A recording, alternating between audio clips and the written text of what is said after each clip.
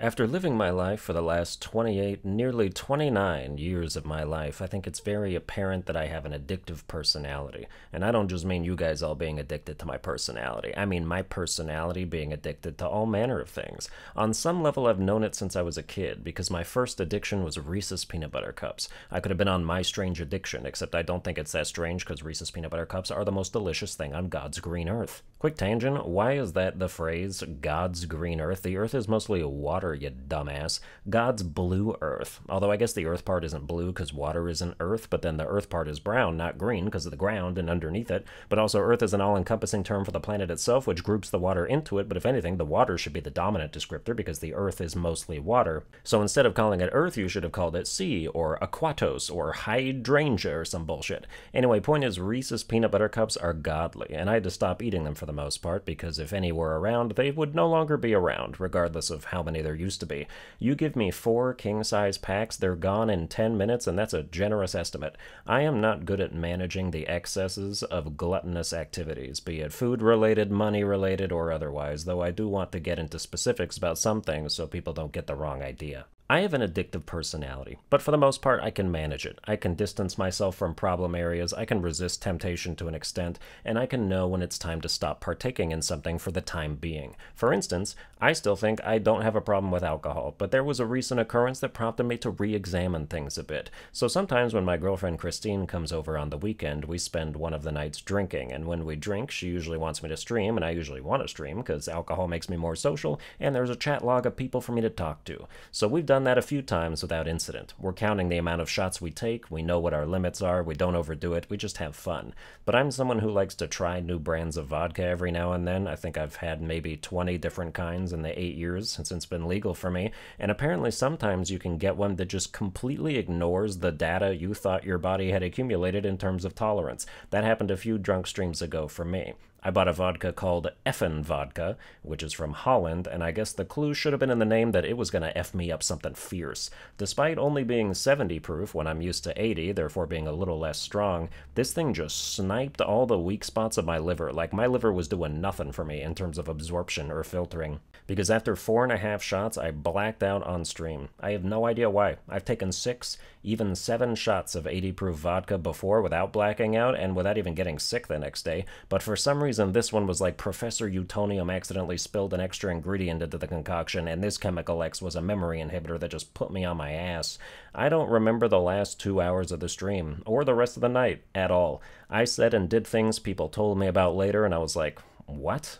They seemed so alien to me, like someone said I put on a sombrero and opened a fruit stand off the highway. I would never do that sober. My girlfriend said later that night in bed when we were trying to go to sleep that I was taking up a lot of the bed and just refused to move, despite being asked several times, and usually I would move in that situation, but this time I guess I was being super stubborn for no reason, and I don't know, man. When you're no longer in control, the body does what it does and the mouth says what it says. Someone entered the chat during that stream and said their dad was pretty close to dying after being sick for a while, and I was like, damn bro, that's lit. And then apparently I laughed my ass off for 30 seconds. But in my defense, I was not blacked out yet, and I remember that shit clearly. I was present and accounted for on that one. I don't know what anyone thinks Sunburned Albino is supposed to do with that kind of information popping up randomly in a stream chat, but nobody should be surprised. And that's part of drunk streams just being fun, which is why I don't feel the need to stop doing them. I am just simply never going to buy that brand of vodka again. I do think having Christine there in person for some of them exacerbates the antics a bit, though, because I feel a little extra pressure to perform a bit more so she doesn't get bored, even though she always assures me she doesn't. But yeah, I still drink once a week on average, pretty much exclusively on stream, and I'm still going to if I feel like it. We did one after the stream I blacked out on with a different kind of vodka, and there were no problems to speak of, except I rage quit the stream because I was getting beaten Smash Bros by someone I did not feel I deserved to be beaten by, but that shit used to happen sober too, so I wouldn't call it a development. I had other losses during that stream that didn't bother me, but something about that one hit me in just the right spot, like the way effin' vodka systematically overpowered my enzymes. I do wish there were other games I wanted to play drunk, though. For some reason, Smash is the only thing I'm interested in at that point. I am a scrimper.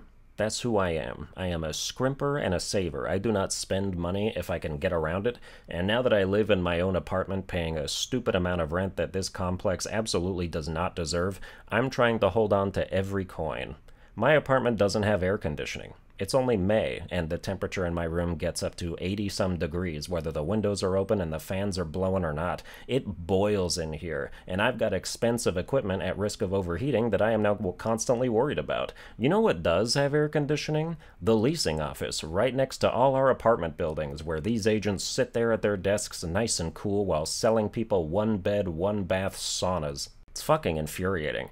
I remember the rationale too when I was being shown this place and my mom came with me and my mom was like, so why do these places not have air conditioning? And the agent's like, oh, well, we don't think it's necessary when it only gets hot 3 months out of the year. And it was winter at the time, so it was cold in there at present, so it was easy for us to push that potential need out of our minds. But imagine if human beings only ever needed to go to the bathroom during springtime, and they used that as an excuse to not give you a toilet. Well, guess what? Come springtime, I'm gonna need that fucking toilet. They also have the gall to not allow people to install their own window-mounted AC units because they pose a hazard risk. They think they're gonna fall and kill someone like it's a Charlie Chaplin sketch. Well, that's cool. In the interest of respecting that infinitely small chance of an AC-themed splatfest, I guess I'll just bake myself into a pie. I don't know if fans are meant to be on 24 hours a day, but I'm afraid these ones have no choice, and it's May. What do you think August is gonna be like? My apartment's gonna be in more heat than 1,000 horny cats. Side note, I was not sweating when I started reading this. I had to turn the fan off so it wouldn't pick up on the microphone, and I am now sweating.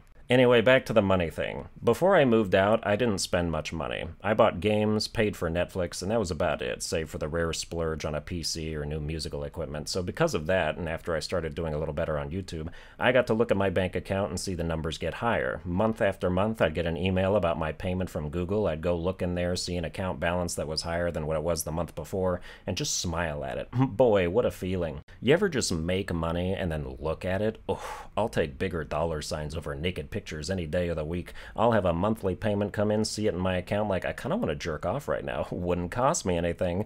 Unfortunately, that sensation no longer occurs because now I'm operating at a loss. Between rent, utilities, food, and whatever games happen to come out, it's costing over $2,000 a month, and I make a decent chunk less than that unless a video is going to hit at least 400,000 views, which hasn't happened since last July. I still chug along with my regular videos and staunch some of the bleeding, but it's a downward trajectory like I knew it would be. The goal is still to make view bangers frequently enough to sustain it, but we'll see, because the Star Wars Jedi Survivor boss ranking is so far the only video that's come close since I moved here. I'm not like doom and gloom about it, I just really need to come up with more stuff. But so when I spend money, it hurts. When I go to the grocery store, I buy as few items as I could possibly get away with, and I don't even want to look at the receipt. The receipt is like a snake slithering out of the self-checkout machine, ready to bite me with its venomous money-sucking fangs. People make fun of self-checkout. All the clean comedians of the 90s and early 2000s were like, self-checkout? Why don't you just put on the uniform and clock into work?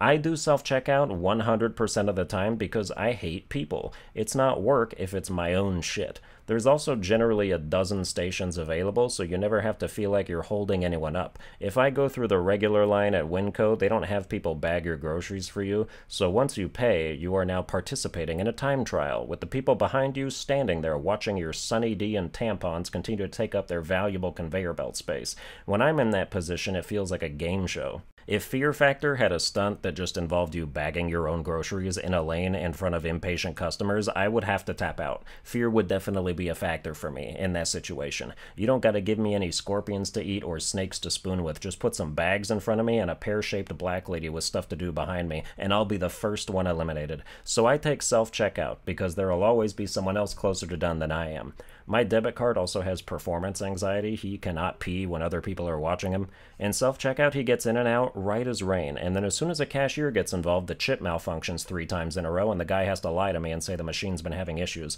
I know that shit isn't having issues. My card is just a coward, just like his owner. Well, that's going to do it for this episode. I hope you enjoyed it. If you did, you can like, share, and subscribe. Watch all my other videos after 5 shots of absinthe, and I'll see you guys next time.